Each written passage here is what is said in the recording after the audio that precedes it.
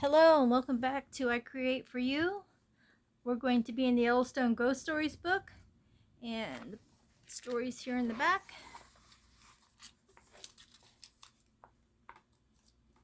A Grave Story.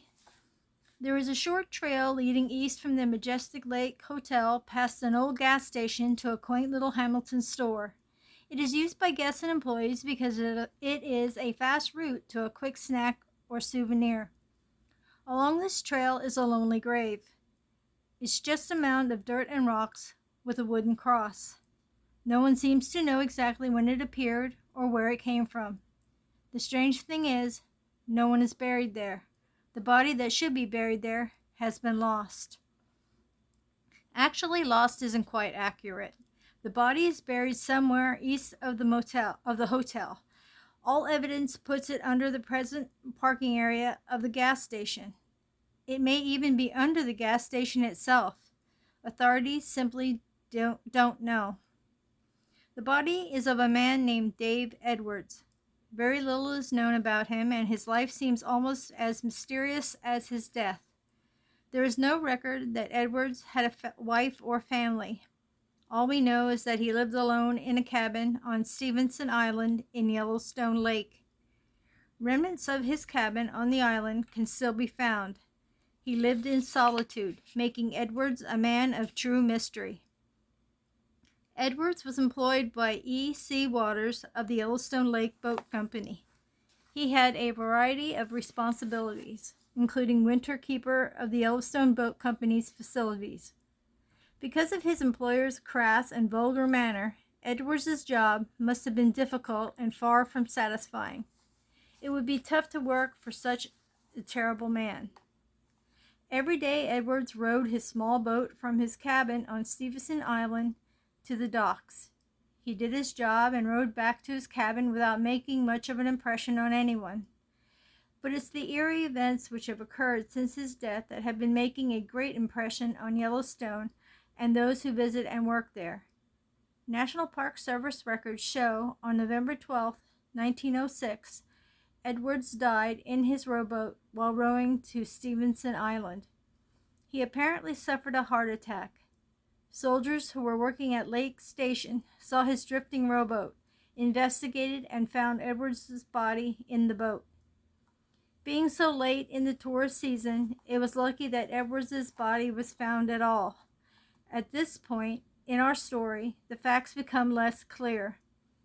Evidently, Edwards was buried at Lake because it was noted that his employer, Waters, was intent on exhuming the body in the spring to send it to Edwards' hometown, believed to be Alta, Iowa, but there is no evidence that Waters ever did so.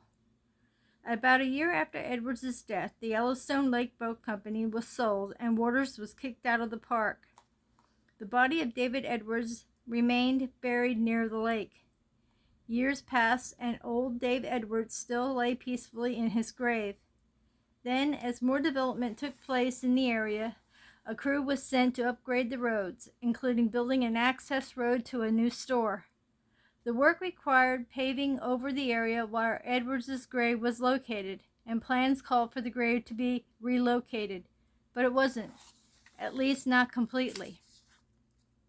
Instead, park concessionaire Charles Hamilton, who was building the new store, decided to save time and money. He simply picked up the tombstone, moved it a short distance away, placed a picket fence around it, and put some memorial flowers on top of it, and left the body in the ground where it was. Edwards' old gravesite was then covered with asphalt. The separation of the body from the new gravesite left the soul of David Edwards without eternal peace. Folklore reminds us that spirits become agitated, restless, and sometimes even vengeful when their final resting place is disturbed. In fact, history is flooded with tales of people who, through desecration of the dead, have often brought ghostly wrath upon themselves and others. Edwards's ghost appears to have taken no wrath, at least not yet. It's just a lost soul looking for a place to rest, preferably in his final place of rest, the place which was taken away from him. Lately, in this area, strange sightings have occurred. When the sun settles in the west and the shadows grow heavy on the lake, the spirit of David Edwards appears. He can be seen swinging his dimly lit lantern in the woods, searching for his final resting place. Although his spirit has been felt throughout the lake area, the ghost has so far only been spotted on the trail east of the hotel. The specter searches from dusk to dawn, sadly looking for its lost grave. That's sad. That's very sad. And I can't believe that guy got away with covering his grave without moving his body, covering that site. Because obviously they found out that he did it. I hope he got some kind of repercussion from that. Okay, let's try to draw a ghostly figure with a lantern looking for his lost resting spot.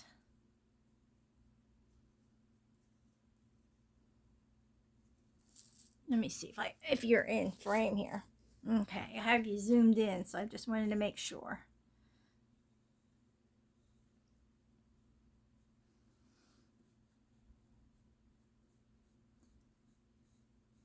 No wonder he's restless, not knowing what happened to him,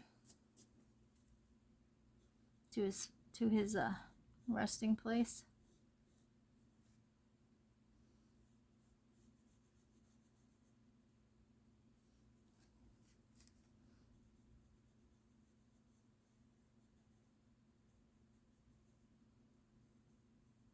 I just can't understand why, like they said that his boss was saying how he was going to send his remains back home to Iowa.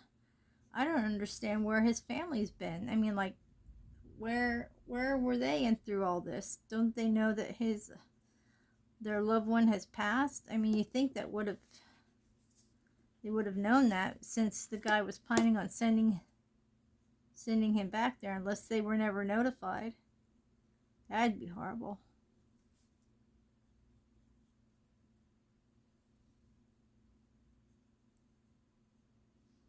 Oh boy, this is going to be good. Me trying to do this lantern. Are you still in frame there? Yep. Sorry you're wobbling a little bit there. Okay, let's get this lantern done. Alright, so hook there. My mom had quite a few of these oil lamps. I remember we would use them when the electric would go out. She knew where they all were and made sure after we used them that the wicks were replaced for the next time. They were maintained pretty well. Actually, my dad did all that, but Mom barked the orders, Dad got the stuff ready.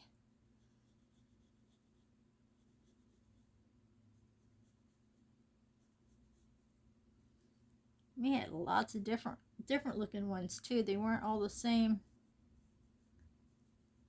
but they're long gone.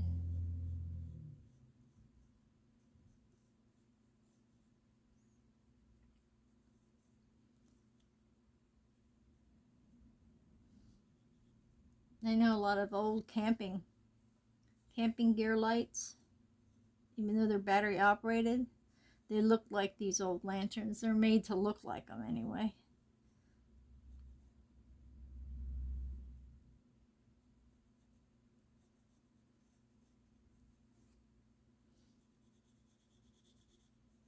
So my best drawing of what they would look like. And of course he's going to have the light lit in there. Alright, let's get to finishing him up here.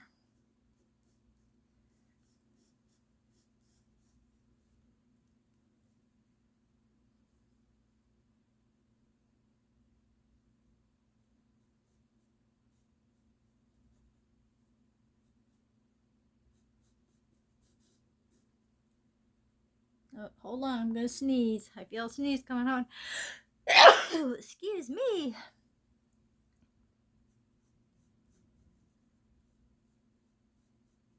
There was no stopping for that one.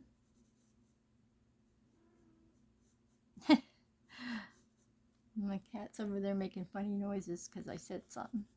She likes to talk a lot. That's Pixie. She was kind of went. Brrr. She likes when I talk back to her.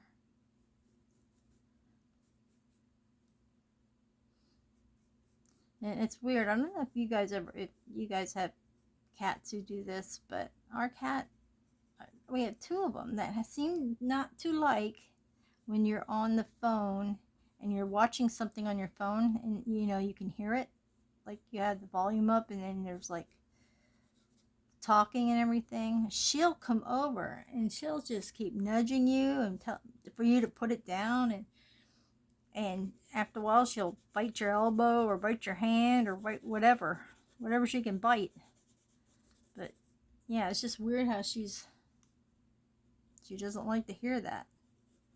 I don't know if it's a different frequency or what the heck's going on with it, but yeah, she does not like that.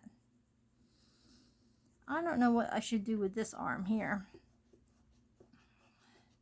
In fact, I think I'm just going to just leave it.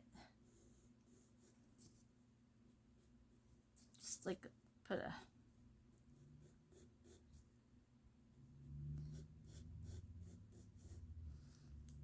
little dent in there so that's where his arm would be.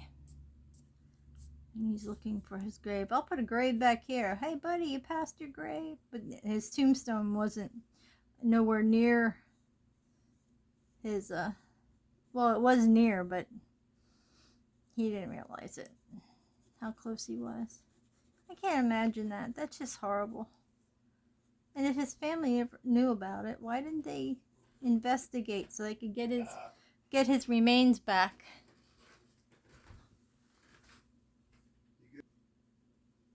Hello, I'm back. Sorry if you heard my husband burp. He didn't realize I was videotaping, so I'm going to put his name on here. David Edwards.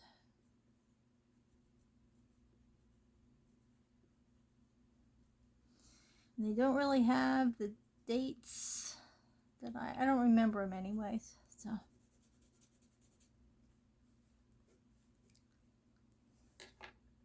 I'm just going to make this a little bit hazy in here. Blendy brush. The magical brush. Now, I mean a blender. Let's see. I'm going to try to see if I can make this glow. Let's see if I can make it glow out. Look at that. There we go. Like I said, it'd look a lot better if it was colored, but this blendy tool, man, there. And then his grave site.